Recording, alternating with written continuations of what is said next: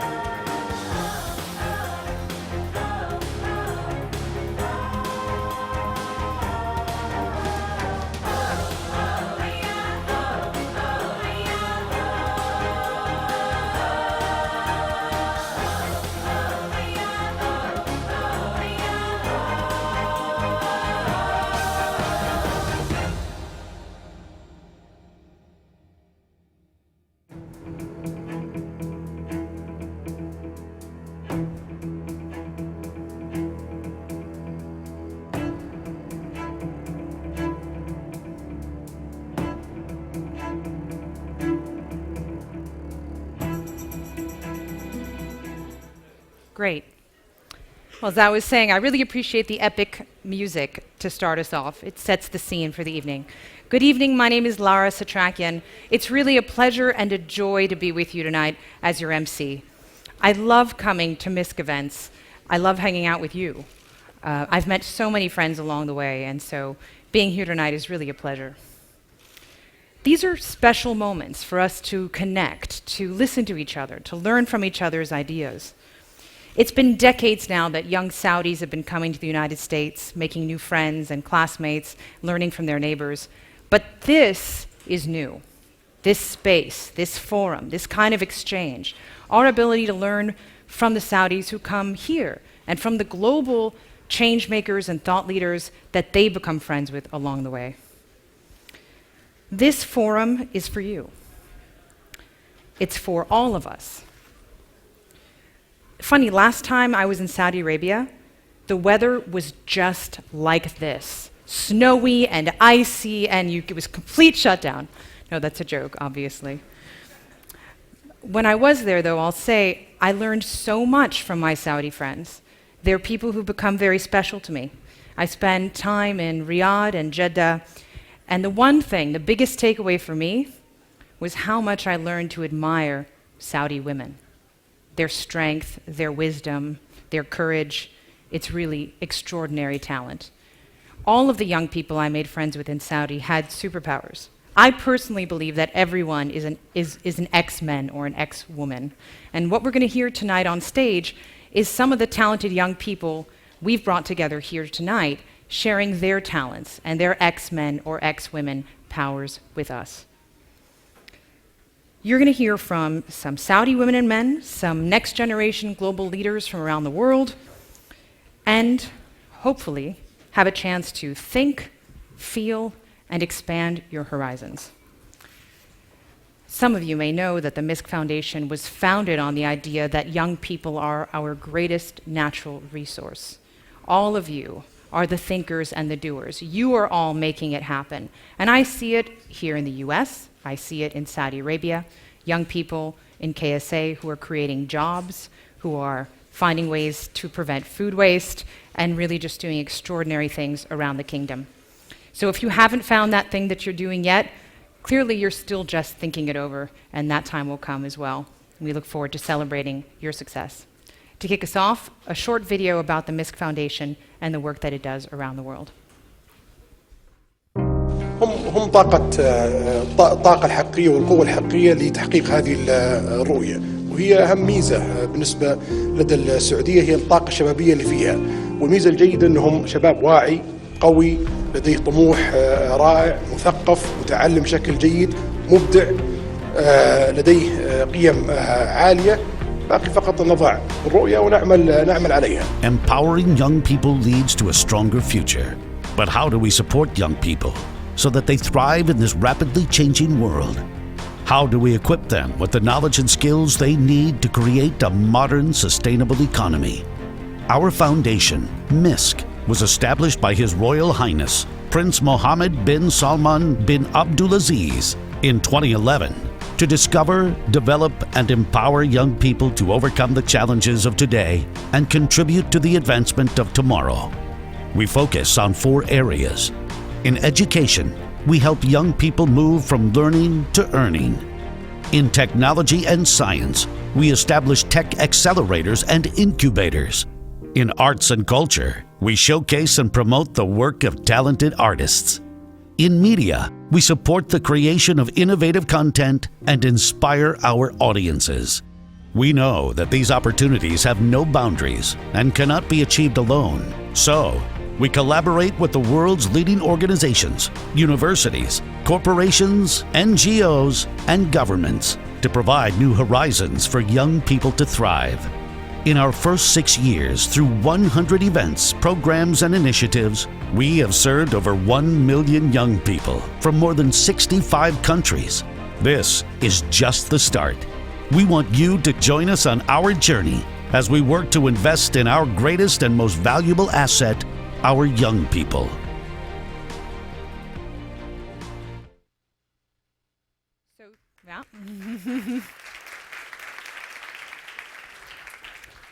speaking of journeys, all of you have a card, or should have a card, on your chair to fill out. If you fill it out, you have a chance of winning a trip out to the Misk Global Forum in Saudi Arabia in November. So look for that card and do fill it out. Our first speaker tonight is Razan El-Agil. The way she described it to me is that she came from a small town of ordinary people in Saudi Arabia to study in a small town of ordinary people in Appalachia. And she's going to share with us some of what she's learned along the way. Razan, come on up.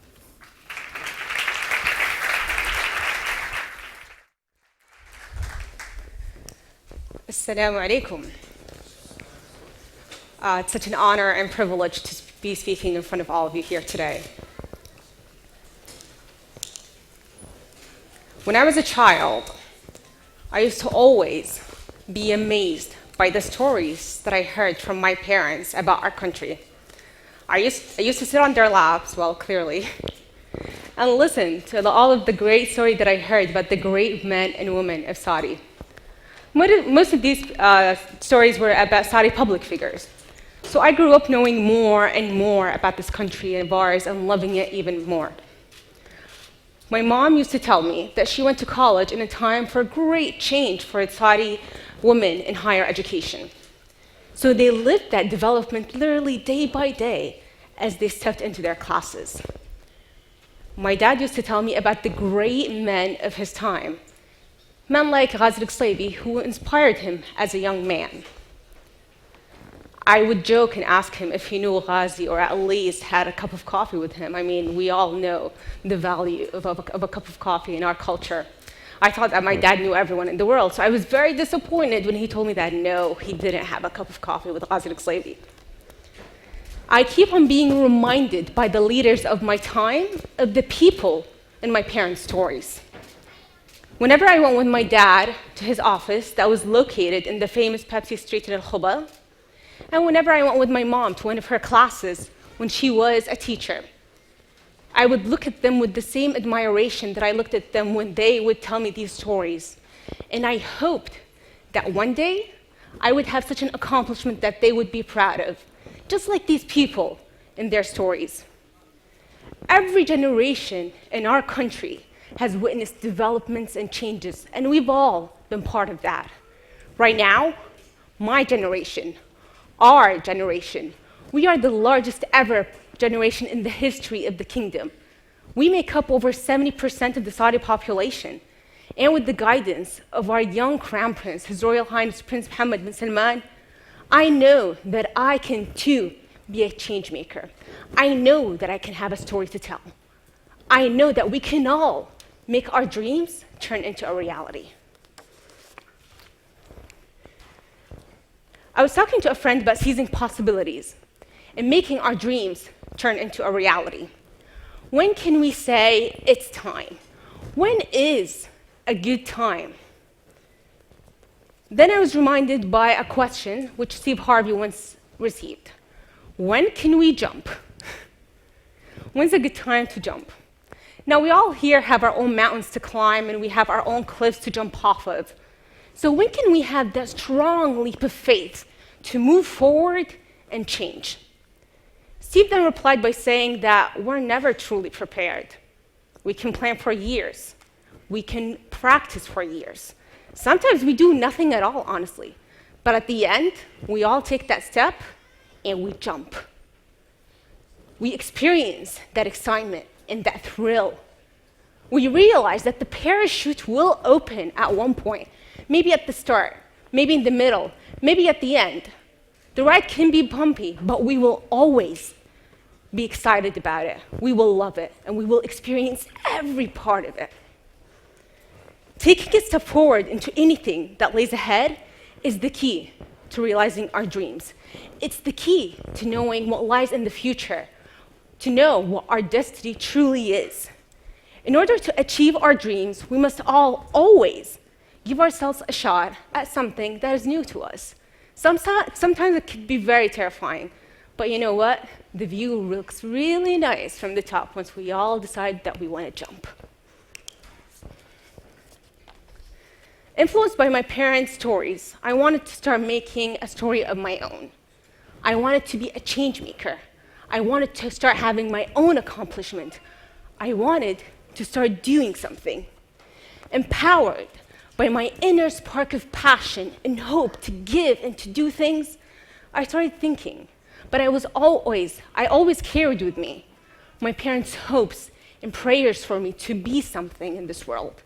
And I also carried with me my country's ambition to reach the sky, to touch the sky and the stars wherever I was in this world.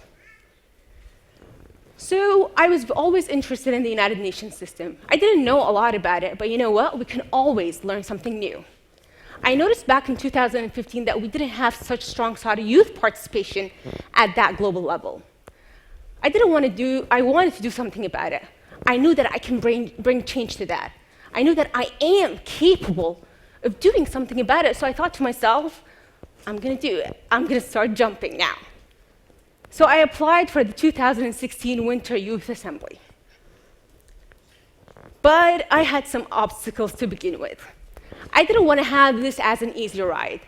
I didn't want to ask my parents for money to go travel to New York City as easily as it could be, attend the assembly, and stay there for the weekend, and then go take the famous Times Square picture. I wanted to earn that chance. I wanted to earn my seat in the United Nations. I wanted to work for this opportunity just like everybody else who's going to be there. So I started looking for sponsorships. I wasn't afraid or I wasn't embarrassed because I knew that this is such a big accomplishment for all of us Saudis to share. I wanted everyone to be part of it. And I wanted everyone to work with me to reach it as well. In my hometown, there was a company, and through their social responsibilities department, I got a full sponsorship to travel to New York City and attend the assembly for the whole weekend. Once I arrived there, once I entered the General Assembly Hall, I took a step forward. And the whole thing, the whole view, I was amazed by how majestic it was. I took a moment to look around. And only then did I realize that I have done it. But the ride has only begun right now. I took my seat and I looked at my Saudi flag that was pinned to my jacket. I smiled and I promised that I wouldn't disappoint. سارعي للمجد والعلياء. سارعي للمجد والعلياء. مجدي لخالق السماء. And so, the journey began.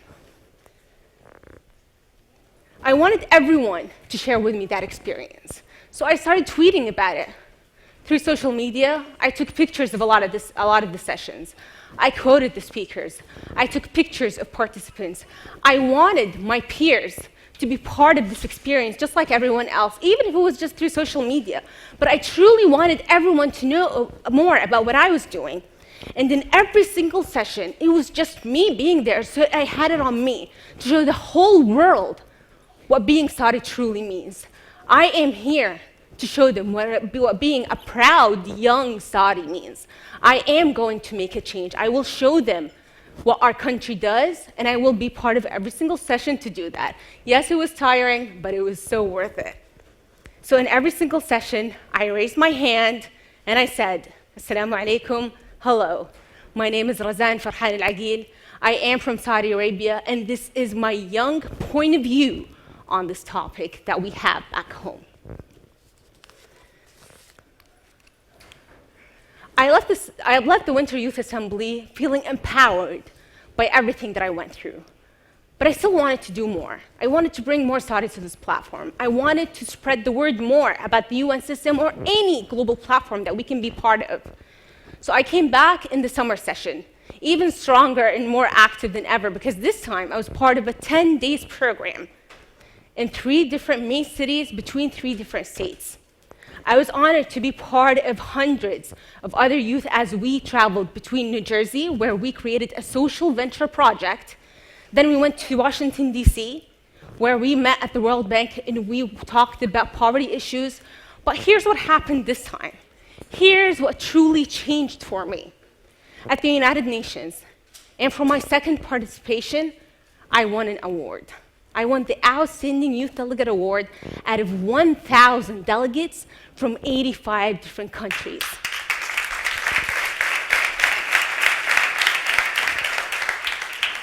And only then did I realize that we have done it. And I say we, because it wasn't just me who went to the UN alone. No, I went there with every single person who helped me get it through there.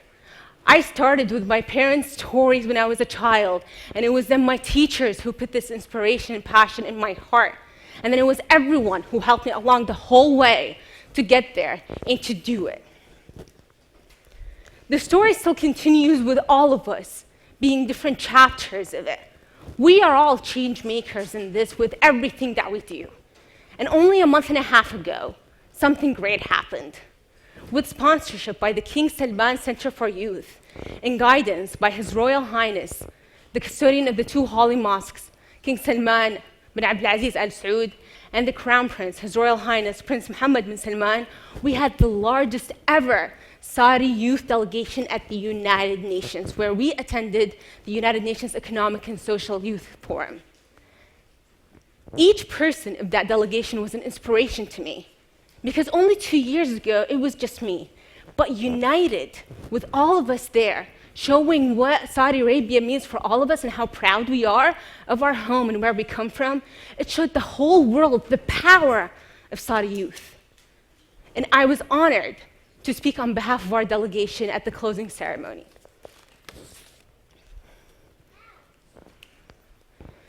Well, here I am right now, standing in front of you with a dream that keeps on expanding and keeps on growing. We will always have a new mountain to climb. We will always have a new cliff to jump off of. The journey continues with different chapters and more stories and more experiences, because we will always be committed to grow with our passion and what we have in our hearts. Where to next? Where do we go from here? Well, I know that for me, I want to be more committed to giving more to my nation and showing the whole world through my voice the power of Saudi youth. But here's something that I know for sure that we can all learn from here. Believe in your inner instincts and never, ever doubt yourself and the dreams that you have. You are all powerful beyond measure, so use that. The right time will come for you to realize your dreams, and you will act on your role to be a change maker. The road doesn't always look pretty, and it doesn't always look easy, but guess what? It is worth traveling for. The journey does look amazing once we believe in what we are giving it. It's all worth it at the end, so never be afraid to try something and be the first at it. Don't ever feel like you can't ask around for help and support. I am inspired by the change makers of my parents' stories, but I also know that back home today, I am inspired by everyone because we believe in the power of dreamers. We believe that there's no place but for dreamers on our land. We believe that we can reach the sky, and we believe that we can touch the stars. Thank you very much.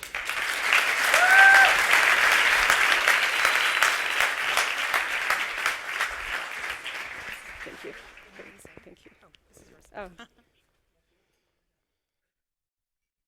That was an amazing start. In my first job after college, my bosses taught me after every meeting or interaction, try to remember the 3 things that you take away from that interaction. So 3 things I learned were Razan was a really cute baby, we've got to jump, and we have to find the thing worth jumping for. Our next speaker is Mohammed Bakhsh. He's a college student like Razan, but here in DC at George Washington University. Mohammed, take it away.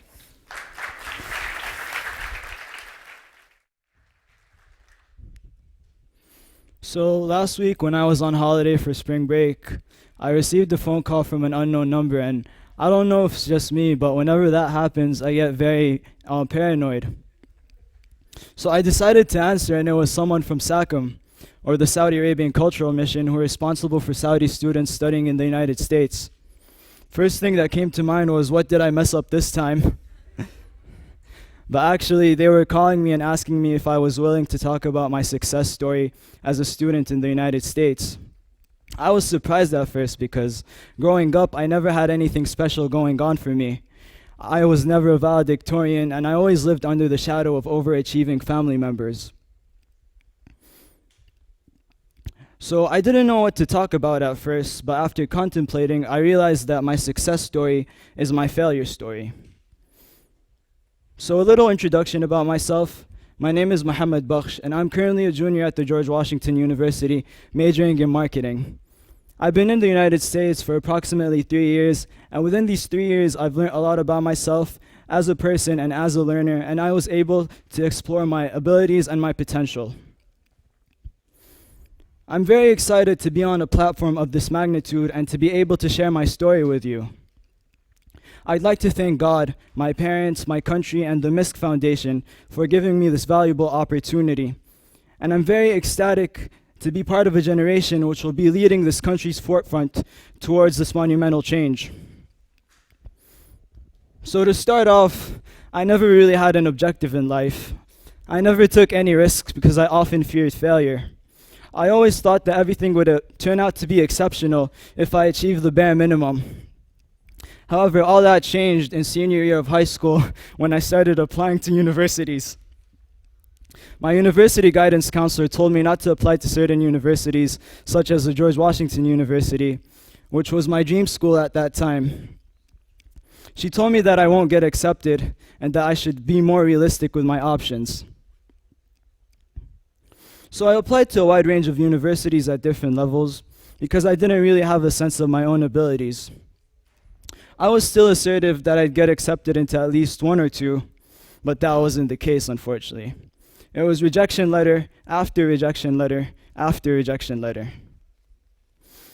It all went down to my safety school, which was the only school that hasn't yet responded. So on one night, I woke up around 3 a.m. to get a glass of water, and I decided to check my phone to see my email, and I actually got a response from my safety school.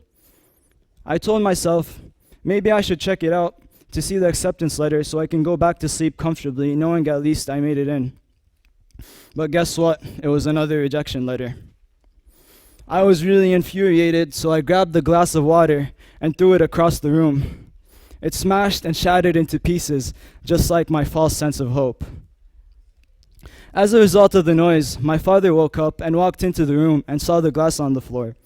He's just swept it off and cleaned it, and that moment was a microcosm of how I've been living my whole life.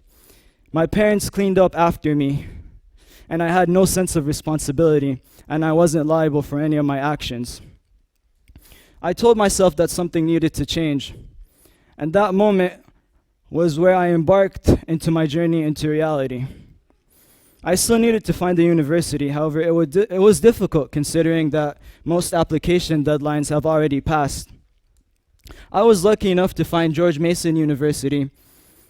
So after graduating from high school in Saudi Arabia, I traveled over 6,000 miles to attend university.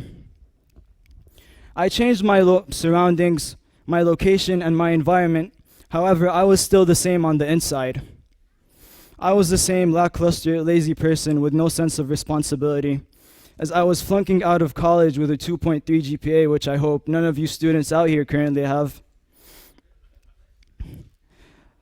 So I told myself maybe I wasn't capable of studying in the United States. Maybe I should just go back to Saudi Arabia. So I sought help from numerous professionals. However, when they spoke about success, they spoke about it as if it was a competition.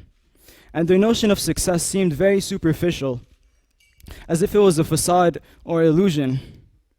I wasn't really motivated or moved until one night, when I was the only passenger on the bus, I decided to have a conversation with the bus driver. His name was Jerome.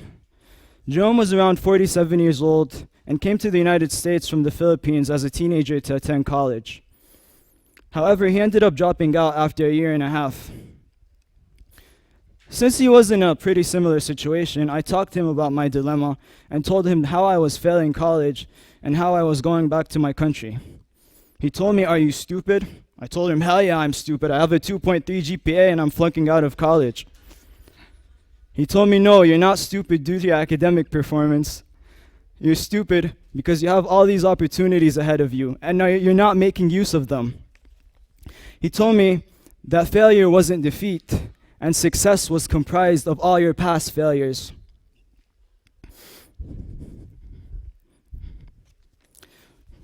So, after that conversation, I had a moment of epiphany where I realized that I didn't travel 6,000 miles just for a degree or a piece of paper. I wasn't only here for myself, I was here to inspire. So I decided that something within me needed to change. I re-established my sense of responsibility and belief, and I went through a lot of sleepless nights where I studied hard to get my GPA back up. I also got more involved in the school community and went out of my comfort zone to interact with a lot of student organizations. This gave me the chance to talk to a lot of ambitious students who weren't ashamed of their failure. They inspired me. So after 2 years of diligence and hard work, I was able to transfer to the George Washington University. The first thing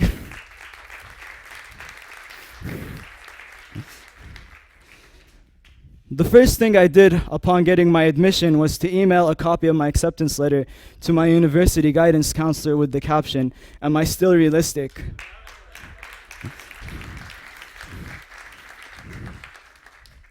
Despite all these changes, I'm still the same person. The only difference is that I no longer feel failure. I learned to embrace it and utilize it and use it as a stepping stone. Because if it wasn't for failure, I would have made it into my safety school, and I would have kept living on the same self-destructive lifestyle I was living. If it wasn't for failure, I would have let my fear of public speaking consume me, and I wouldn't be here talking to you. Because whenever I heard the word failure, whether it was from parents or teachers, it always had negative connotations surrounding it. They made it seem as if it was a point of no return. However, you should seek failure, and you should recognize and try to fail, because failure is one of the best guides and one of the best teachers. For instance, can you imagine a world without light bulbs? Our reality would have been very dark if Thomas Edison listened to his teachers who deemed him too stupid to learn, or if he gave up and admitted defeat after 1,000 failures. Can you imagine a childhood without Disney? Our childhoods would have been very dull and lifeless if Walt Disney listened to his critics, who told him he was unimaginative and lacked creativity. Life is full of opportunity, and each opportunity comes with failure, and each failure is a stepping stone towards success. I am looking to innovate and to inspire more people in the future, and my path towards success is full of failure. I'm looking forward to fail more in the future, and this goes out to all the procrastinators, all the underachievers, and anyone who feels as if he's living under the shadow of another successful person. Failure is the essence of success. Thank you.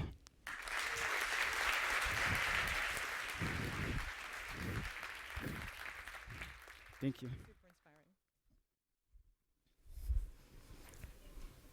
Failure, resilience, these are the keys to success. Thank you so much, Mohammed. That was really inspiring. Our next speaker is Mentor Dida. He's originally from Kosovo. He was a student here in the US, and he went on to become a professional intrapreneur, literally a change maker for a job, which is a pretty cool way to spend your day. Please welcome Mentor up to the stage.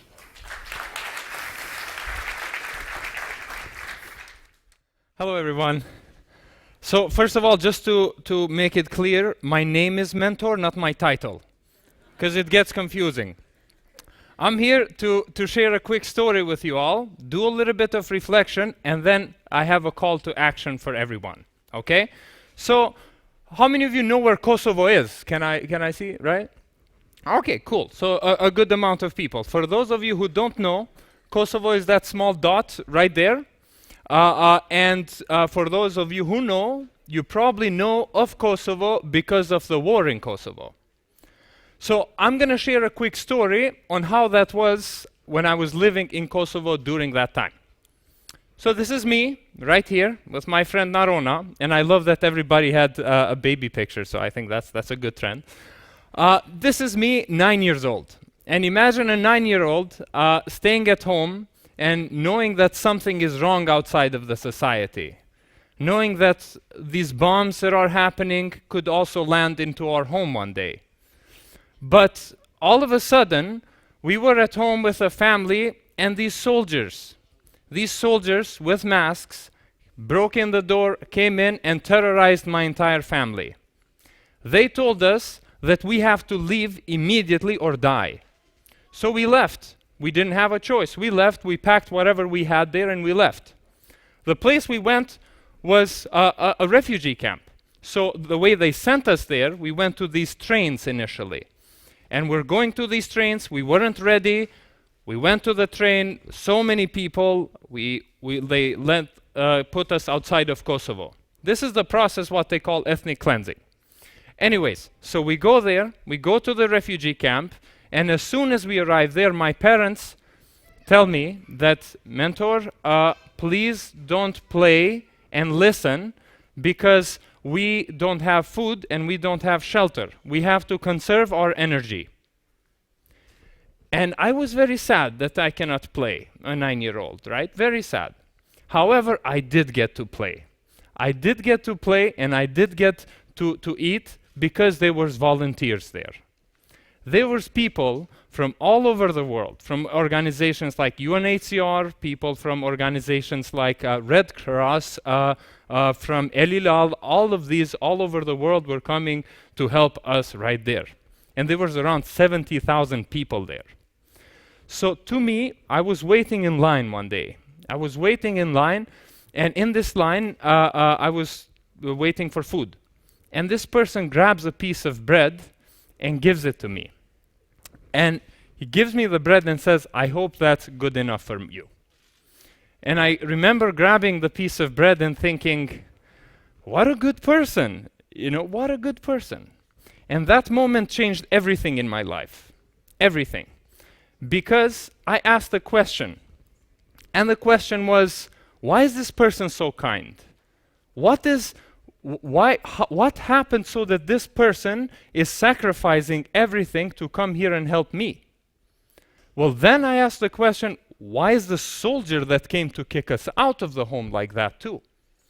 So what is the difference between the soldiers who came into our home and terrorized everybody, and the volunteer who's sacrificing everything he has to come and help people who he doesn't even know? What is that difference? This was something that I reflected a lot upon. I wanted to understand and to ensure that we have more people like the volunteer in the world. So I dived deeper. And as soon as I tried to figure out what this difference is, I figured out that it's not intelligence only. Both of them could have had good IQs, similar IQ tests. So it's not the IQ that determines if somebody is going to be like the soldier or the volunteer. So what was it? What was that difference? And then it hit me. It is the difference that the volunteer was nurtured, had cultivated inner human values like compassion, empathy, love, kindness, gratitude. These inner human values allowed those soldiers didn't have those, and that's why they did what they did. So I feel like those inner human values are something critical for society right now. Do you agree? Do you agree? Right? Do you think that young people, when they go to school, they should be kind and loving and happier rather than just intelligent? Right? That is common sense. So why aren't they in education? Why aren't we teaching in schools how young people can feel kind, how to care for one another, what they can do to help one another? And this is a mission that we have. We have this mission because we can easily say, yes, education system is old, it's very outdated system. It's a system based on industrial area where the jobs in the factory were there, and then you had to learn a skill, repeat that skill, memorize it, so when you go to the factory, you can do that. That world is gone today. it's irrelevant. And the world today that we live is completely different. Think of the world's right now biggest taxi company owns no taxis. What is that company? Uber, right? Tell that to your grandparents. See what they think. It's changing so fast. Automation is taking over so many jobs that are repetitive. The only things that are left are our problems. We have right now easily, we can say, the number of problems in our world is right here, and the number of solutions is very small. The only way we're going to change this is if we increase the number of people who create solutions. If we increase the number of change makers. Did you see the two speakers here? They were change makers. This is what we need to nurture. This is the type of mentality and the spirit we have to promote in our society. And we're not talking about bring this to school. We're talking about the society to make a decision on what to value and what success look like for young people. There was a moment in history when the society decided that literacy is important. It's important that everybody reads and writes. That went well. That worked. When society made that decision, it was appropriate for the time, but now it's time for another decision. A decision that will empower young people to be change makers, will nurture these inner human values in these people so that they can nurture and help others, help themselves, their countries, and the world. So a single factor for success for a society moving forward is going to be what percentage of the citizens are change makers. This is going to be the new way countries are going to measure their success. How many people are change makers and moving things forward, right?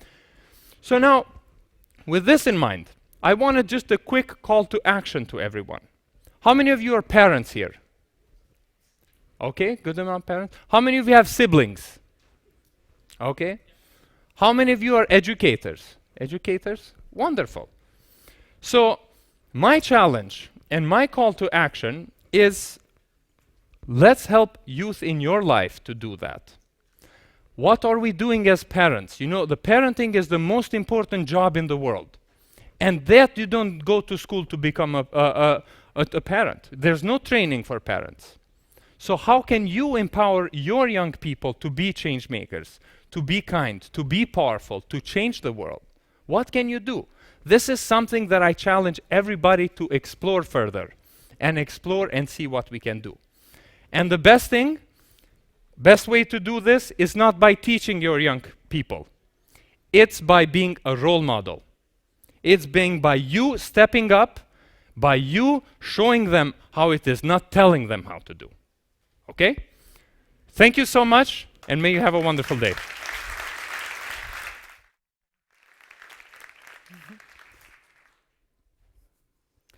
So, I don't know about you, but that really, really moved me, and I really felt it in my heart. Some of those things that Mentor was saying are not new. We just forgot them. And I was thinking, as he was telling the story of the soldier and the aid worker, volunteer, I was thinking of a line in Arabic, Ahmashi Aniyeh. His most important thing was the intention. What was the intention of that soldier? What was the intention of that volunteer? And what is the intention that you bring, the values that you bring to whatever it is you do next? So one of the cool things about being a change maker is that you're not alone. There's actually a tribe of change makers around the world. And just a few weeks ago, a group of change makers got together at the Misk Talks event in London. And we're going to watch a little bit of a clip, some highlights from that event.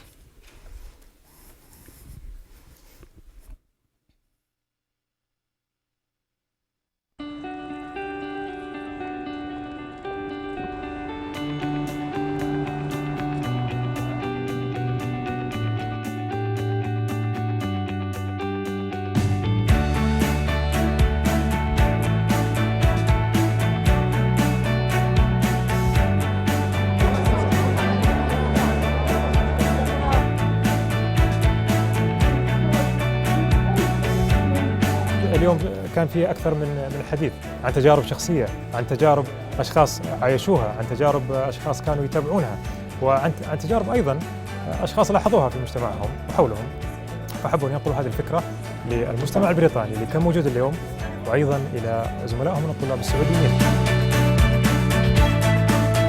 اليوم قدمت نبذة عن رحلتي من السعودية عن طريق أوكسفورد إلى كامبريدج. كانت يعني تجاربي خلال هالرحلة كطالبة غير بريطانية وغير مقيمة في بريطانيا أساساً، تدرس في بريطانيا في اثنين من أفضل جامعات العالم اللي هم أوكسفورد وكامبريدج.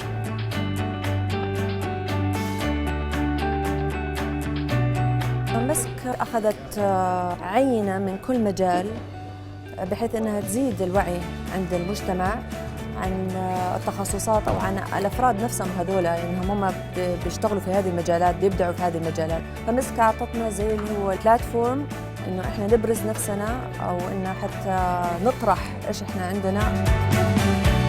حبيت أشارك تجربتي بحيث إنه أنا طالب عمري 25 سنة، لسه توي بدأت الأندرجراد. مسك لندن اليوم عرفتني على الشباب اللي أنا ما أشوفهم في لندن، فمن هذا المكان صار عندي مكان أتعرف فيه على الشباب السعوديين اللي يدرسوا في الجامعات الأخرى، كانت على مستوى لندن وعلى مستوى بريطانيا بكبرى.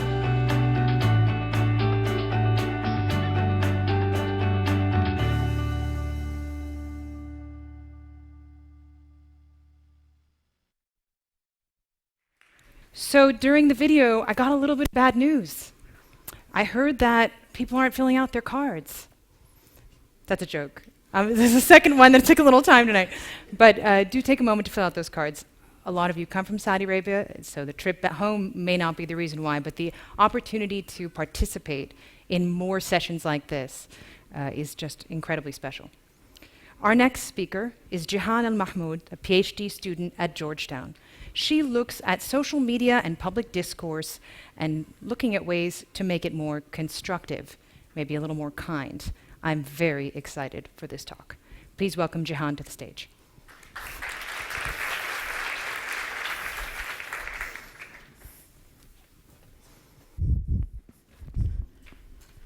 Hello everyone, Assalamu alaikum. My name is Jihan Al-Mahmoud. I'm from Riyadh, Saudi Arabia. I grew up in Riyadh, Saudi Arabia, and I moved to the US around 5 years ago to start my master's at first and then my PhD. I did my undergrad back home in Saudi Arabia at Princess Noura University, and the reason why I chose to actually stay at Princess Noura University, because I'm also a faculty member at Princess Noura, is because it's one of the most amazing and inspiring places that I've ever been. To just see the biggest women-only university in the world, operated and managed by women, by very ambitious, smart women.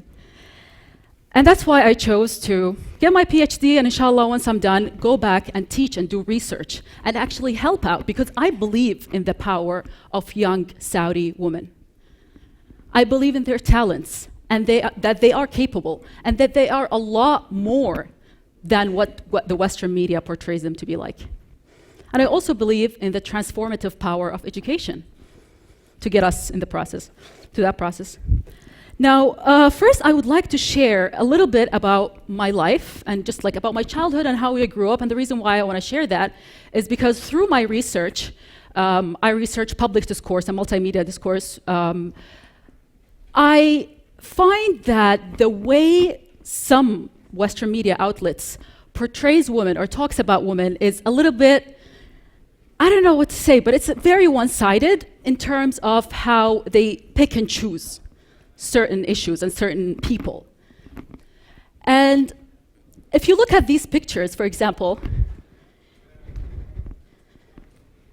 you would see headlines that really focuses on just the bad side, the negative side. And I understand why this happens, because like this is what sells. Stereotypes are what sells. But my role as a researcher in discourse analysis and social media is actually to debunk these myths and to have more conversations like this one, like here at Misk, to actually share our ideas and share what we believe and show the world who we really are. One of the things that I analyze is gaze. and like how sometimes in media, when they portray women in terms of like how they show the picture, I found that so many of the pictures of Saudi women, when they're portrayed, they're looking downwards. And typically, in multimodal analysis, looking downwards indicates submissiveness and weakness. And even like the discourse of these newspapers sometimes, or these like publications portray these kind of thing. Now, the way I grew up and the women that I was surrounded by in my life were not like these women that they show in media. I was confused. I'm surrounded by very powerful, smart women. Women like my mother, who has been a professor at PNU for over 30 years. Women like my grandmother, who just published a book. Amazing, incredible women around me. So when I see news like that and pictures like this, I'm like, what is that? Is that Saudi Arabia that I know? Now, growing up, I was fascinated with reading and books, and this is something that my mom made sure to cultivate in us, in me and my siblings. She made sure to have just like a whole room filled with books, and she encouraged us to read and read and read. However, something happened when I was in elementary school, which affected me for the rest of my life. I was in elementary school and I started developing a stutter. A stutter is a speech impediment where you kind of have difficulty speaking. And that really, really affected me for the rest of my life, honestly, but it gradually went away. But I remember while I had that stutter, I thought that if only I could just get rid of the stutter and talk normally and just like be, like express my ideas normally, I would be the happiest person in the world. There's nothing else I would want. And then, alhamdulillah, gradually the stutter went away. And then I took speech for granted. And I continued, wanted more things. I continued wanting to accomplish more and more things. Fast forward to my PhD at Georgetown, I became a sociolinguist discourse analyst, where I study language in relation to other social factors, which include gender, language, education, religious backgrounds, gender, class. I am especially fascinated by aspects of cross-cultural communication and how to analyze these types of cross-cultural communication from a linguistics perspective. And this is part of Misk's main mission, to actually cultivate this kind of cross-cultural interaction. Now, what happened is that I lived a life of just wanting more. I lived a pressured life where people were just telling me, you need to get ahead, you need to do more. My mom was a PhD, so she always was like, okay, when are you gonna apply for your PhD? Okay, when are you gonna publish this paper? Are you published yet? What did they say? Did you hear back? So I was pressured, kind of, but it's a good kind of pressure, right? It drives us to do more and become better. But I always felt restless. And I always sometimes felt even, I don't know, like unhappy at some points in my life. So this one time, I decided to do something about it. I decided to actually actively seek an answer for these kind of things. And that is where this slide comes in. Sorry, I just like brought it early. So what I did is I go back home every Christmas break. And I was home and I was having lunch at my grandmother's house. And I was like, okay, this is it. Like, I'm gonna just like bring up in the conversation at my grandmother's house, why are we like that? Why are we always just like stressing about education and the importance of education, and what is happening? Like, how can we achieve happiness and just be relaxed, other than having to accomplish the next big thing? So I was sitting at the lunch table, and my uncle was sitting next to me. He is one of the most inspirational people I've ever encountered. He is kind of like my personal mentor, actually. So I was sitting there, and my uncle, who is, some of you might know him, he's Azam Tkhayil, he's the former Minister of Education, and he continues to enjoy incredible success. And I sat next to him, and he always like offers advice, even if I don't ask for it, like unsolicited advice. So I decided at that point, to sit down and say, hey, Khal Azam, like, listen, I'm stressing out about everything, my publication and everything. What do you think, like, can you give me just an advice on how to become like happier and more relaxed and chill? And he was like, okay, I see that you are a hardworking woman who just wants to leave a legacy behind her. But what I would advise you to do is to never forget to enjoy the journey.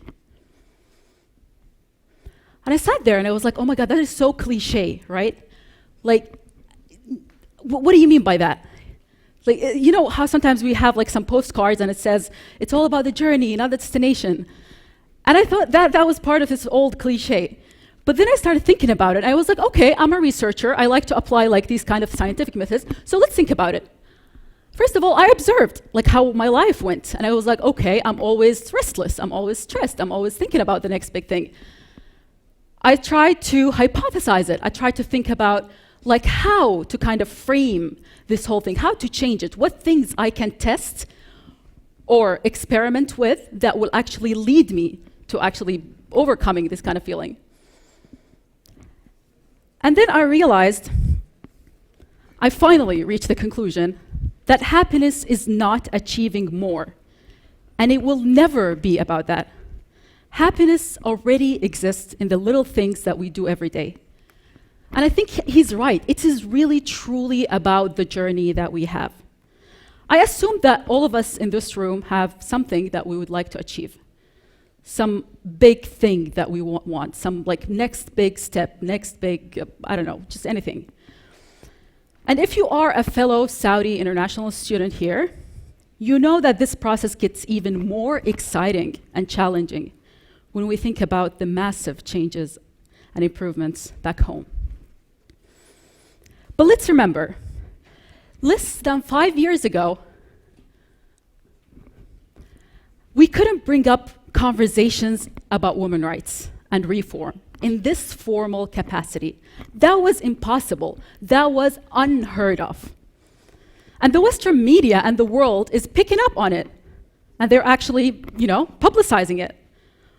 What I want to emphasize here is that it's been a journey for all of us, the Saudi youth. We're all witnessing this incredible transformation in our country. And we are getting there. As a Saudi nation, we got lucky with the oil at first, but we continue to get lucky with knowledgeable, ambitious leadership that cultivates the most valuable resource that we have. Us.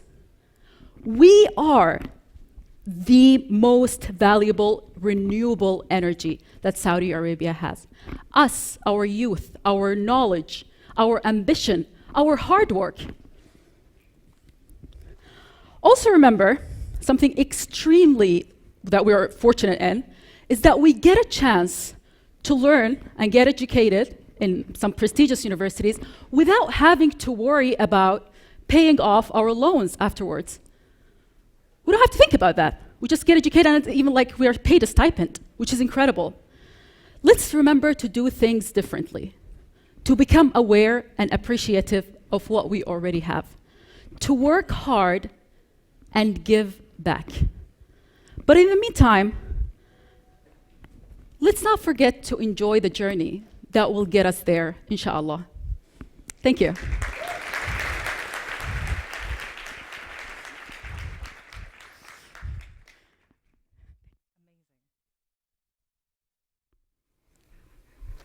I couldn't pick 3 things from that talk. The power of the stories you tell yourself about yourself, the power of the stories other people tell about you, the wisdom of your elders. There was a lot there. So thank you so much, Jihan. That was awesome. When I looked at the official photo of our next speaker, Abdurrahman Al-Timani, he had written in marker on his arm, "Today, be who you want for tomorrow." So deep. So Abdurrahman, tell us a little bit about what you want tomorrow to be.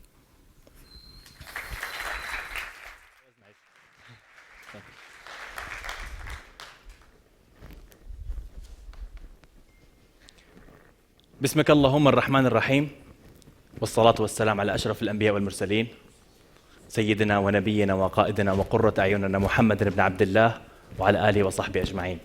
رب اشرح لي صدري ويسر لي أمري واحلل عقدة من لساني يفقه قولي. اللهم آتنا الحكمة وفصل الخطاب. I greet you with the greeting of Islam. Assalamu alaikum wa rahmatullah wa barakatuh.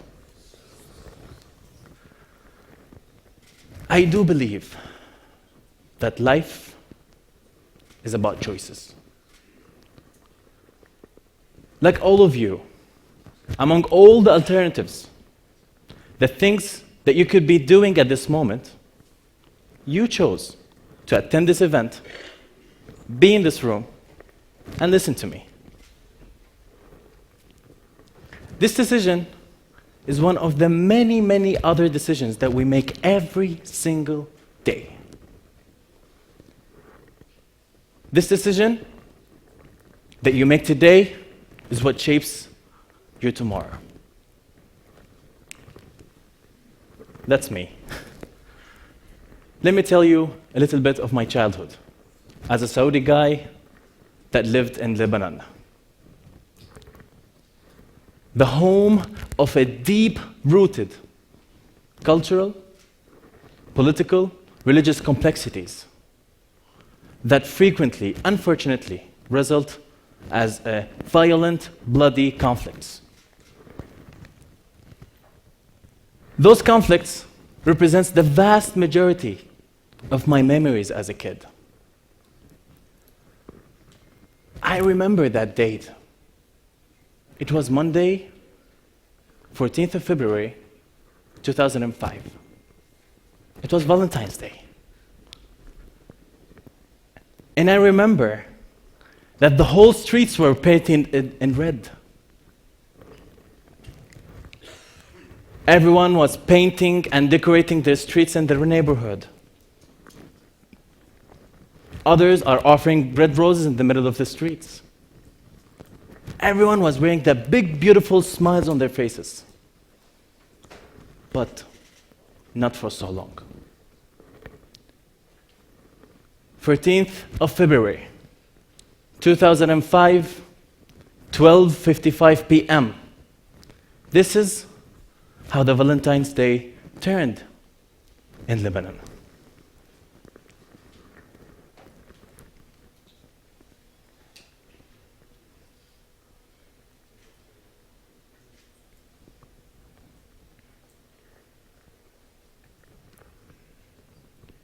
These pictures is a consequence of a decision that had been made by someone, somewhere, for some reason. This picture shows the power of making decision, the power of making a choice. 2.5 thousand kilograms of TNT explosion happened simply because someone chose to. And unfortunately, there are many other people somewhere in this world are willing to take similar decisions, or even worse. And we've seen that. We've seen that almost in every country in this world. And that tells us one thing. That tells us one thing and one thing only. That extremism and terrorism has no nationality, no race, no color, no religion, and not even a nationality. That tells us that no one in this room is an enemy. In fact, we are victims. And we share the same enemy. That enemy that continuously is trying to create that crack, that gap between us, to make us doubt each other, to make us point fingers at each other and start looking for someone to blame. Please remember that we will never unite until we believe that we can do so through our through our differences as much as our similarities. Allah says in the Quran, يا أيها الناس إنا خلقناكم من ذكر وأنثى وجعلناكم شعوبا وقبائل لتعارفوا إن أكرمكم عند الله أتقاكم صدق الله العظيم. What does that mean? It means that God created us different nations, different tribes. Just like this Rubik Cube. This Rubik Cube represents us. It represents who we are. Without these different colors, this Rubik Cube wouldn't be a Rubik Cube. Have you ever seen a Rubik Cube that has only one color? So do we. And in order for us to reunite again, we have to do these three things that I called the 3 A's. First, acknowledge. We have to acknowledge that we are different and that we have one enemy, similar enemy, and none of us is the enemy. 2, that we have to accept. Accept what? Accept that we are divided and we need to do something about it, which is the third thing, act. If we do these 3 things, it's like a process. The same as these algorithms that I use to solve this Rubik Cube. So the first thing, you acknowledge. Then, you accept.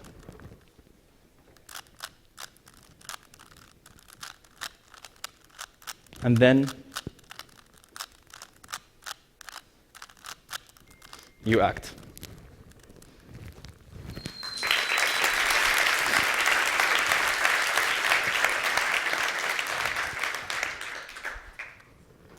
I don't have much time, so I'll cut it down with 2 points. The first thing, that this one is directed for the youth. We need to speak. We need to voice out. Our voices must be louder. Louder than killing, louder than hate. And don't let anyone tell you that words don't matter, as Obama said. Words do matter. Does Martin Luther King's speech is just words? Just speeches? I have a dream is just words? Or we will not waste another 30 years of our lives dealing with extremist ideologies, just words? Just speeches? Words do matter. Your words matter. Here we go. That's for you. Steve. Because of this guy, I got inspired to say the speech.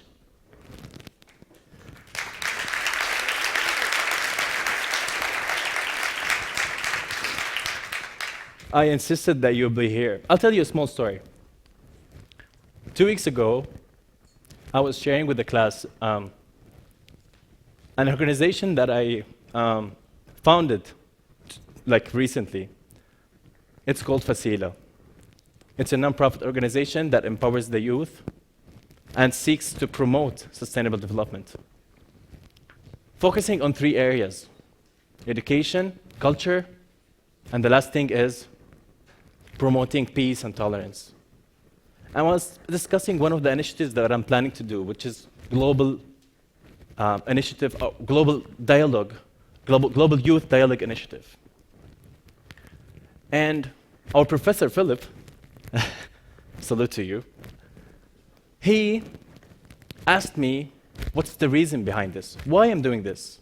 And I start talking so passionately and so sincerely about why I'm doing this, why I created this organization, why I'm doing this initiative. And I didn't know that my voice mattered that much for my colleagues in the class. And when I get back home, I received a weird email from Steve telling me that he couldn't stop thinking of what I said in the class. And he shared with me a poem. I don't have time to share that poem with you, but he raised a lot of questions. He named that poem Dir al-Qaida, in the memory of the tragedy that happened in 9/11. And he asked a simple question. He said, not for revenge did our heart cry, but questions flared by whom and why. I would like to give you this as a gift to remind you that we are different. And then I will dedicate a video that I made. It's a project that I made that it might answer, or it will answer your questions. And I dedicate that on the behalf of all Muslims to all of humanity. The video, please.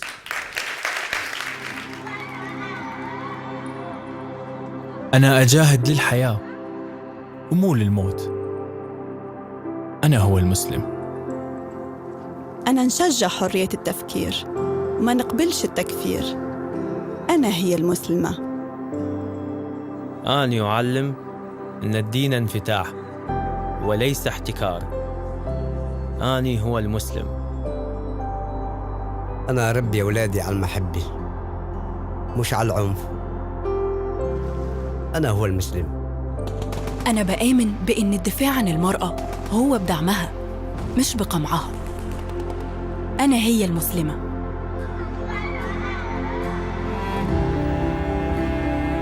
أنا أعرف أن التنوع يغنيني ولا يلغيني. أنا هو المسلم. أنا بعشق الحياة. أنا أحب.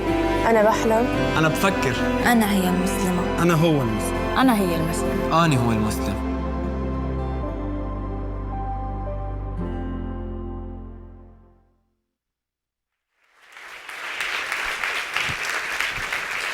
Thank you. Thanks. I'm crying a little bit, and it's okay, because we're all friends here, right? So that's okay. I was staying in the hotel next to that explosion, but I had decided to go have a cup of coffee in another part of town. So I came back to the hotel destroyed. The decisions we make, it's not just the person who decides to explode or anything else. We make those decisions, those turning points, and every one of them is like a twist in the road that reminds us that we're lucky to be here. Thank you so much for everyone and your presence here today. So another thing that hit me during that talk is that so much of what we're hearing quoted is hundreds of years old, if not thousands. In my culture, there's a saying that is literally 1,000 years old. The person who wrote it was born in 1030. And the line is, diversity is divine. It's actually the way everything was set up. So this ability to reach into your roots as Saudis and as global thought leaders is really powerful, and we're hearing a lot of it tonight. Our next speaker is Usman Ahmed. He's going to talk about fintech, the future of finance. Usman, give it to us straight.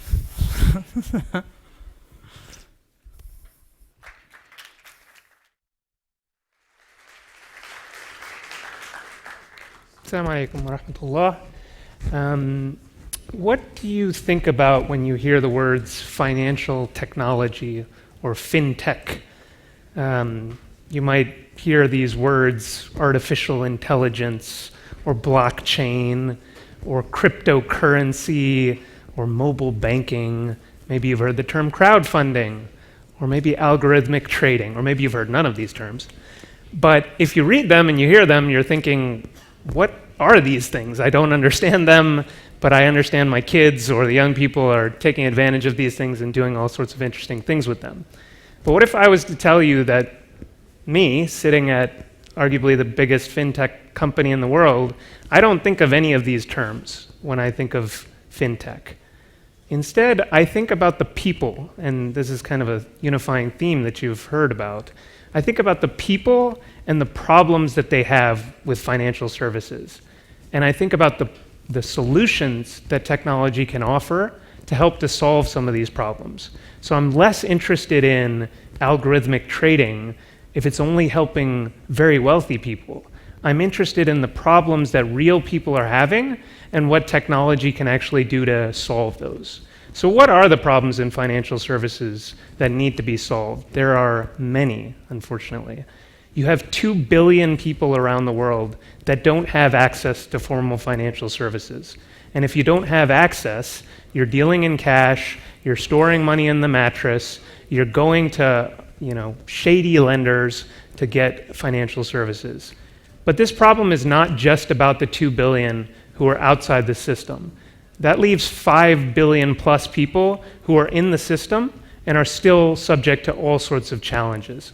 In the US, 47% of people can't handle a $400 expense. Can you imagine that? If your car breaks down, or you have a medical issue, all of a sudden you're in debt. You can't handle that kind of challenge. And it's not just about the consumer side of the equation, it's about small businesses.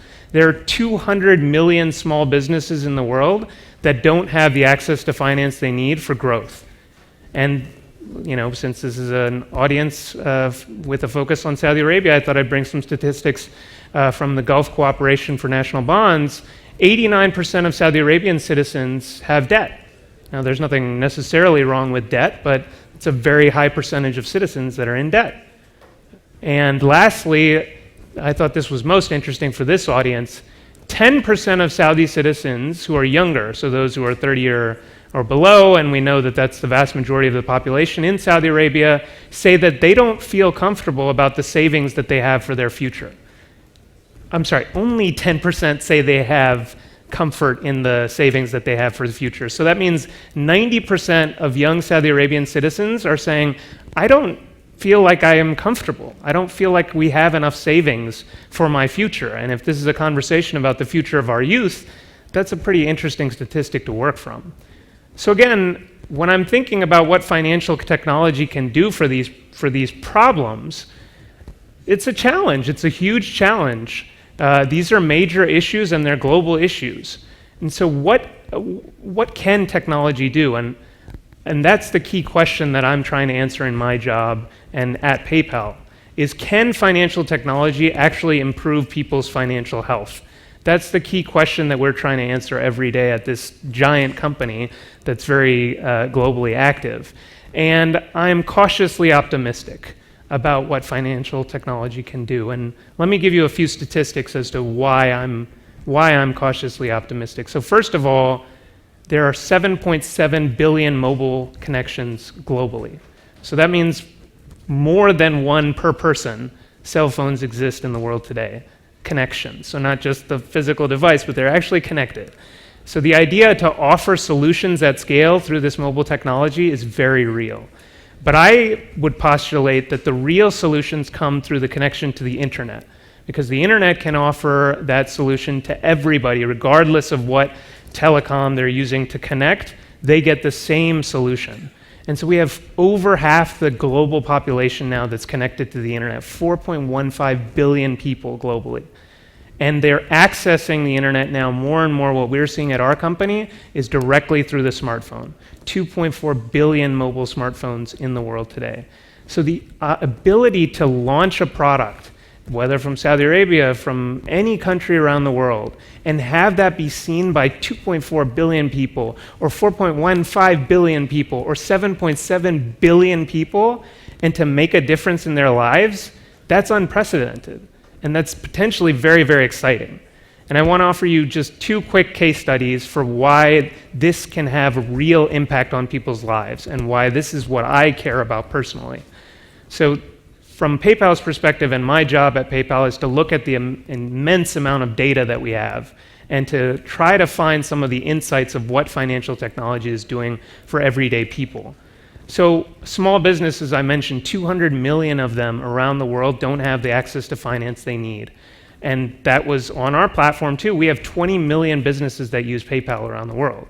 And we found that their number one problem was they couldn't get financing for growth. So we created a PayPal working capital product. It's a $4 billion product. It's served over 150,000 businesses. But that's not the exciting part. The really cool part when we looked into the data was that these loans were going to exactly the places where banks were pulling out. The rural areas, the urban areas that don't have a lot of money. Because you can offer this technology at scale, you can offer it in places that otherwise it wouldn't make sense. Low-income borrowers. 35% of the borrowers of this product were low and moderate income. And most interestingly for this audience, 61% of the borrowers were in business for 5 years or less. So we're talking about young firms, young startups that traditionally have had tremendous challenges in finding access to finance. The data doesn't lie. When we look at how to figure out if we want to fund a business, we look at the data. And we know that young startups, entrepreneurial young people, that's where the future of growth lies. So that's why we're seeing that this product is disproportionately going to those businesses. So on the small business side, we have progress, but perhaps even more excitingly on the consumer side, an issue that I know is a major issue in Saudi Arabia, it's a huge issue here in the United States, is remittances. We have lots of foreign-born people living in these countries. And if you may know, remittances is actually one of the highest cost financial services in the world. It's so high cost that the UN actually has a sustainable development goal to lower the cost of remittances. So if you send $100 across the world, 7.45 of that, so $7.45, is being taken out by providers in the middle. And the UN has a goal that by 2030, they want to lower that to 3%. That's the goal. And it's actually stated, and all nations have agreed to that. When we looked at our data from our product called Zoom, which is a fintech remittance product, we saw that today, that price is already at 3.45%. So it's already half the cost of the traditional, and it's almost to the goal of 2030. So the idea of technology being able to leapfrog some of these traditional problems and offer solutions at scale to people who need them, that's what's really, really exciting to me about this potential solution. But when I shared this research with the CEO of this company, Zoom, he said to me, yeah, that's great, it's lower cost, but actually the product is most innovative for how much time it saves people. And he said, you know, when I see people in remittances, I see them standing in these super long lines on both the sending side and receiving side. So why don't you study what happens when you move to technology, when you can, in one click, send that money to the other side of the world and somebody can use it. And so this is going to be released actually at the World Bank spring meeting, so I can't give you the full download, but suffice it to say, we measured how long it takes on average for people to stand in line. 41 minutes in Mexico. People are standing in line, going back home, walking to these places. If you aggregate that out across all of the people in Mexico who receive remittances, we're talking about days, 15 days a year that people are wasting. We're talking about 100 million hours across the entire country that's being wasted, and that technology can help to give back to people so that they can do much more productive things with them. So what I want to leave you with is a theme that you've heard from the other speakers, and that's that we have this tremendous responsibility in the positions that we're in. And we at PayPal very much believe that with this responsibility of technology actually comes an opportunity. So all of this great social impact that I talked about, that's wonderful, and it's also the second added benefit is that in the last 2 years since we've taken on this mission, our stock has doubled. So the notion that you can actually do good and do well with shareholders at the same time is possible if you can leverage technology. So again, a focus on people and a focus on their problems.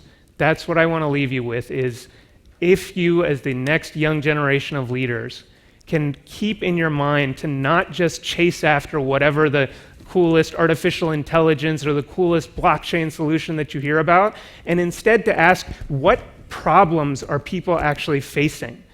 Do I care about those problems? Am I passionate about those problems?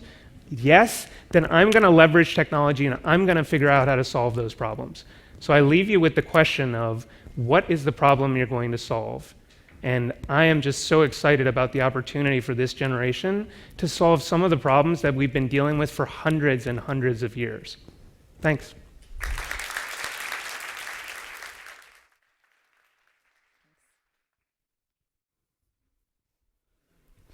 Responsibility equals opportunity. That's heavy and really interesting. One of my mentors, when he looks at all the climate change challenges that our generation has to solve, he says, we're the last generation who has the first generation who will feel the effects, and probably the last generation who can do something about it to change the course. And I think that applies to a lot of the global challenges we're facing today. Our second to last speaker, Matthew McGrath, has only been to Saudi Arabia once, last year for the Misk Global Forum, but he's already planning his next trip. So I am not going to consider this event a success unless he leaves with at least one tour guide and new friend from among this crowd. Okay, that is my third and final joke tonight, and none of them worked, so don't worry, there are no more here. Matt is going to talk about global growth for the next generation CEO. Please welcome Matt to the stage.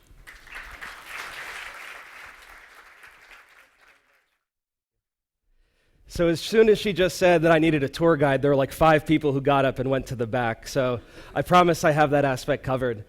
I'd like to first congratulate you all on this show of force on a snow day in Washington, D.C., in a city that is not known for its hardiness when the elements are there. So kudos to you all. I did go to Saudi Arabia for the first time for the Misk Global Forum in November. I went with the Milken Institute delegation. Phenomenal opportunity for me to get exposure to the country, and I just took it as a learning opportunity above all. In terms of my own background, I'm a director with the Albright Stonebridge Group. We're a global strategy firm, 180 people worldwide, with our headquarters just 2 blocks away. And so I was looking at it from culturally, socially, economically. I have Saudi friends I had never been, but what's happening on the ground and what's happening in terms of the implementation of Vision 2030. And so after the first day of Misk Global Forum in November, one of my best friends from business school is a gentleman who's a portfolio manager at Sanabul Investments. And he's been doing some projects around small to medium-sized enterprise and their growth. What's that going to look like? Vision 2030 outlines that SME contribution to GDP will have to go from 20 to 35%. But how do you make up that gap, and what does that actually look like in real terms? So we went out to dinner that night. I was asking him about this, and we're sitting there at this Egyptian restaurant called Gad, and over lamb shanks and tea and everything else, where we spent 3 hours digging into this. So what I thought I would do is, based on some work with the Albright Stonebridge Group, a course that I helped teach at Oxford University, and some conversations from that trip and with my friend Iyad, put together some of the themes that we think will have to come into effect for that next generation. So that's to say that if the Misk Foundation is successful in terms of lifting up the next generation, empowering them to create change in a knowledge economy, what are those companies going to have to look like? If you're going to pivot away from an energy economy into one that's based on consumer-facing companies, technology, innovation-oriented growth, what's that going to have to look like at a personal level for that executive who takes that leap? So this talk is focused on global growth for the next generation CEO. So a few things we'll cover today. The first is the context for SME growth in Saudi Arabia. Second is the tightening of global markets and crossroad markets. How do you think about how you lift out of one country and move to another? The third is just a couple simple frameworks, reminders for a CEO for what it is you're going to have to take into account if you want to go, say, from Saudi to the UK or Saudi to Nigeria, wherever you pick. And fourth, a few strategic markets where when you think about the structure of the Saudi economy, where else in the world might there be some compatibilities in the next 5 or 10 years? So first, I thought that this stat was informative. So 60% of foreign direct investment out of Saudi comes from only 10 companies. Those are the market leaders. Those are the companies that we hear about, the ones who are making waves in places like India right now. Second, the Sunduk Sanadik from the PIF, the fund of funds, has made an allocation of about $1 billion, which is pretty massive, using strategic advantages from within Saudi to help promote and incent that new business formation. However, the ecosystem is still young. So when you look at capital that's being deployed in the market right now, most venture capital investments are Series A or earlier. So what that tells us is that in the next 5, 10 years, you're going to see this generation of these companies that are starting, raising later rounds, and it's really about Series D or E that they start going international. I think a key point here, as it relates to the context in which we're growing, is that globalization isn't stopping. That's something that we all know to be obvious. But in terms of foreign direct investment, as people, capital, information flow around the world, you can't retrench that. You can't take that back. And so as a result, what we get are 2 kinds of markets. So if you are that person at MBS college right now studying business, think about these 2 markets. There's a crossroad market, which is London, Dubai principally for Saudi Arabia, Singapore, Hong Kong, Tokyo, New York. Those are the places where you go to get people, capital, and information. That's where you go to plug into the main artery of the global economy. Then you have your revenue market. So where are your customers located? How do you get scale in terms of sales? And I think that you should think about the national markets in that sense. So city, crossroads, and national markets for revenue. This is a simple framework we use, it describes that exactly, which is you start at home, you dominate your home market, pick a key city out there in the world that then gives you access to a few new jurisdictions at a time. And this one is another framework we came up with, which is What are the key considerations and requirements for international growth that anybody in business school right now or anybody starting a company needs to have?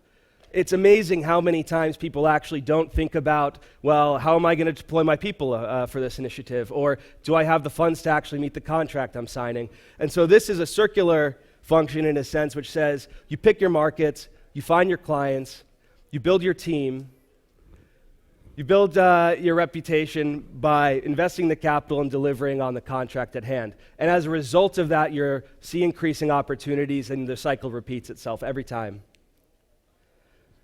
So here, not every company has an early stage. If you're Series A, Series B is going to hire a consultant. In fact, you have to figure it out yourself.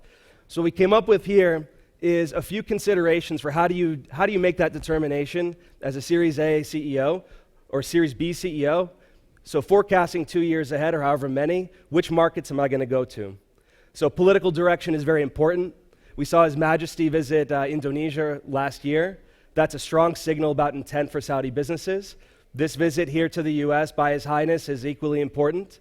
You look at import-export data. Where are the trade relationships happening? Third, as a leading indicator in the trade relationships, you then see that fixed investment follows. So once you've traded and you found your customers, you will then go and invest and localize your production or put facilities in that country. So it's a bit of a continuum. And then lastly, as companies grow and consolidate, merger and acquisition activity then shows you where there are no human networks, interactions that you can then grow off of. Because companies are like organisms, are like people, which is that they will group together and they will follow each other through new channels. So what I thought I would do just to close is to give a few examples of where we might see some growth in the coming years in terms of Saudi partnerships abroad. So I picked 3 markets that I thought we might talk about. The first is India, where Saudi is a very key trading partner to India. However, the investment relationship is less developed. There's less foreign direct investment than you'd expect. There have been some key signals in terms of some of the major companies. So SABIC in 2013, Saudi Aramco just last year, investing in India. And so those are really kind of the leaders where even large companies and then small companies may follow. And thinking about the human network. So if you're a Saudi company that wants to work in India, how do you get access to the people who actually are the Indian executives? Where do they spend their time? And I think one of the key insights here is that Dubai is a rising hub for investment in India. London has been historically as well. And Singapore is rising. So those are 3 considerations in terms of the cities to access the country. Second priority market, Nigeria. Now this story is a little bit different in the sense that it's counterintuitive, but Nigeria is also an oil and gas economy that is actually seeking to make the kinds of transitions that Vision 2030 is already putting in place. So what that's to say is it is an economy dominated by oil, dominated by subsidies, but they don't have the leadership yet or the resources to be able to make that transition. The implications of that potentially are that, let's say 5-10 years' time, if you're a Saudi company who's growing and you're exporting abroad, Nigeria is the kind of market where you can locate production, where you can have customers. You can see it as actually an extension of the Saudi story. So that's one that I wanted to flag. And lastly, above all, of course, the United States. This is a relationship that's been long and very prosperous. U.S. is the #1 investor in Saudi Arabia. There's a lot more activity happening right now.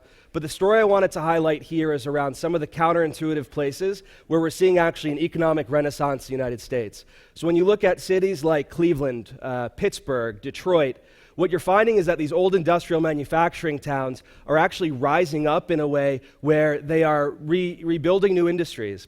So you go to Cleveland, for example. What you find in Cleveland is that the Cleveland Clinic dominates the economy. You see tremendous growth coming off of biotech spinouts. You see manufacturing, distribution, real estate, financial services, the very knowledge economy companies that Saudi is seeking to grow back at home.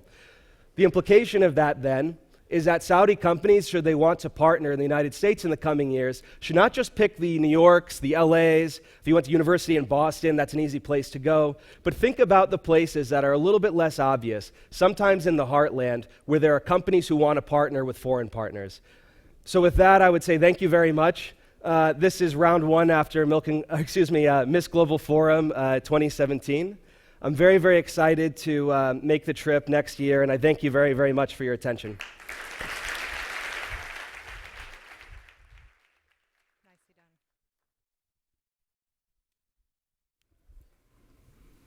All of you CEOs and future CEOs out there are going to walk away a lot smarter because of that talk. So thank you so much, Matt. Our final speaker is Khalid Kamal. He's a law student at Georgetown University, and he's going to bring it home for us here tonight. Khalid.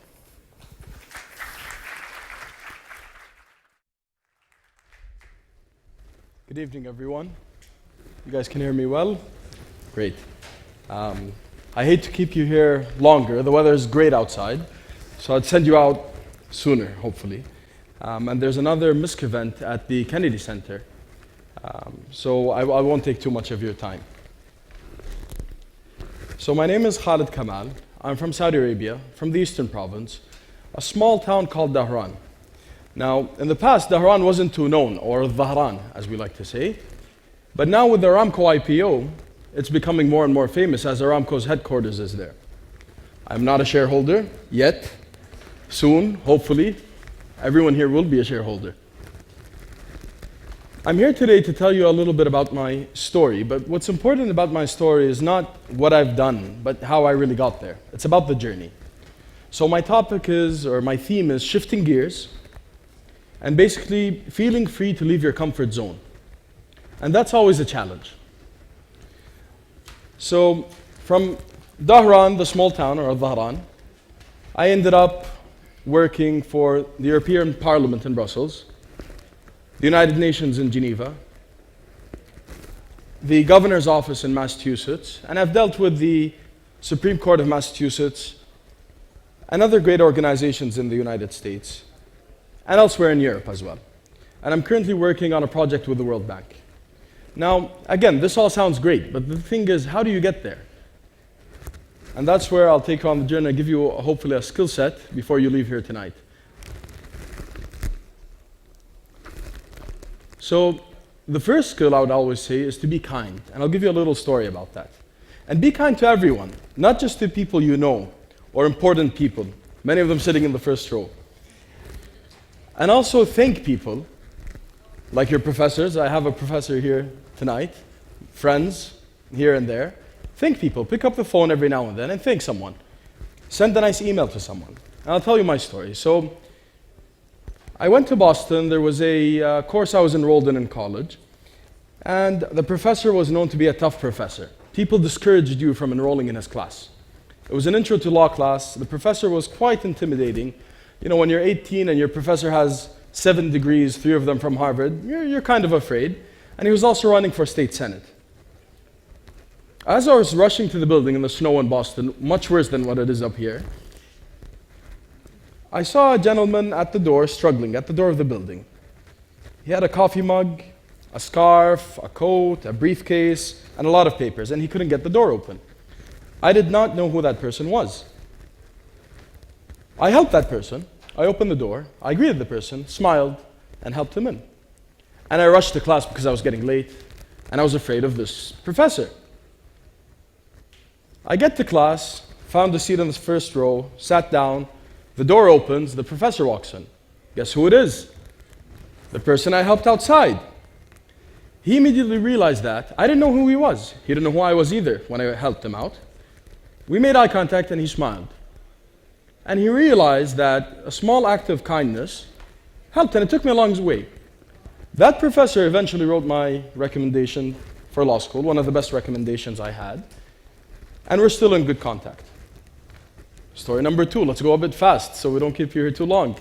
Being honest. And again, I remember in college, when there was a long weekend, there was a concert in New York, there was an event, there was a soccer game in Saudi, Al-Hilal is losing against Al-Nasr. We wanted to watch that game, and the time difference didn't work. I was very honest with my professors. I would say, dear professor so-and-so, in advance, I can't make it to class today, or I'm going to be late to class today, because I have an event or I have something going on. Let me know how I can make it up, whether it's extra credit, coming to your office hours, sharing notes with a friend, having the lecture recorded. And guess what? Professors always said, go for it, have fun. Make sure to get the notes. Now, some colleagues of mine would get fake doctor's notes. Some of them got in trouble. and sometimes for the same events and same classes. So you'd bring a note, and the professor say, I want to speak to the doctor. Or you're sick, okay, I hope you feel better, but you're having points off for missing this assignment or whatever. So be honest. The truth will come out and it will prevail. Story number 3. I was young, I was 18, not too old now though, but I was 18, walked into the Supreme Court of Massachusetts, sat in the front, and started listening to cases. I had no legal background. And I was listening to these cases, and I wanted to know more about the law. Case 1 went by, case 2 went by. I don't know what they're talking about. Hopefully today I do. And I went up to the clerk. The clerk in the courtroom is like a judicial assistant, the judge's assistant or secretary. I said, I have a question. I don't understand this. He said, okay, sit, we'll talk later. As the court sessions ended, all rise, and everyone rose, please stay seated. Anyway, all rise, everyone got up, and the Chief Justice, now this is the most powerful judge in the state, asked me to come over. I was like, oops, what did I do now? He called me over and he said, yes, I understand you have a question, young man. I said, Your Honor, I actually have a few. He said, well, since you have a few, come to my office in the back, let's talk. I was shocked. Went into the office, spent about 30 minutes there. Other justices are higher level judges, other justices came in. We talked a lot. They helped me understand what was going on. And then eventually the justice became my professor. He told me he was teaching a class in the summer. So I stayed that summer in Boston, missed the fancy trips to the south of France, and took a course with that justice. Eventually, it led to me working there and always being invited to Supreme Court ceremonies and events in Boston, still today. This was 8 years ago. So that's a story. Another story, we have listen up there, but I won't tell you about listening. You guys have been doing a good job. You're here all day. So let's skip listen. Take initiative. Always take an initiative. Start something new. You look at something. You don't like the coffee at your school. Take an initiative. Go talk about it. Meet with someone. Change it. It could be that simple. And hopefully with Misk and their initiatives, now you have a platform you can take initiatives with. And that's what Misk does. I would say being diligent. Being diligent basically means, it's perhaps a legal term, right, Professor? Being diligent? Being diligent means acting with care. You have a paper, you have a memo, you have an assignment. Do the work. Don't take shortcuts. Don't copy, don't paste. And this is for an example. You apply for an internship. They want a writing sample. Instead of going and writing because you did lousy work with your essays, you have so many you can choose from. So always be diligent, act with care, and don't cheat. And now I say this all sounds catchy and nice and maybe impressive. And you might say, okay, it doesn't work. But I'll tell you that it does. This is me when I was in the United Nations, in disarmament, with my professors and the directors of the program. His Royal Highness Prince Turki Al-Faisal, many of you recognize. Me with the governor of Massachusetts. I was the first and only Saudi that worked there. No one was racist against me. I made it. I got it in. That's a picture of me in the United Nations. I didn't have this beard, but I don't know what happened. You guys are laughing. Yes, I made it. I passed the joke. I got one on you. And this is my mentor, Chief Justice Roderick Ireland. He retired now, the former Chief Justice of the Massachusetts Supreme Court. That was his ceremony, his retirement ceremony. And he invited me back just last November, 8 years later, to introduce me to the new Chief Justice. So always act kind. This is the proof that that formula actually works. And I'd say one more thing and I'll add it. Thank people. Thank people. Always thank people. When you're scrolling on Instagram, bored, going up and down, or Snapchat, remember people. Remember those who helped you. Whether they're a high school teacher, whether they're a professor, a friend, a neighbor, someone you met many years ago, someone that you might never see again. Thank people. And I guess I'll leave you with that. I'm about close to being done here. And please feel free to talk to me afterwards. Thank you all. Thank you.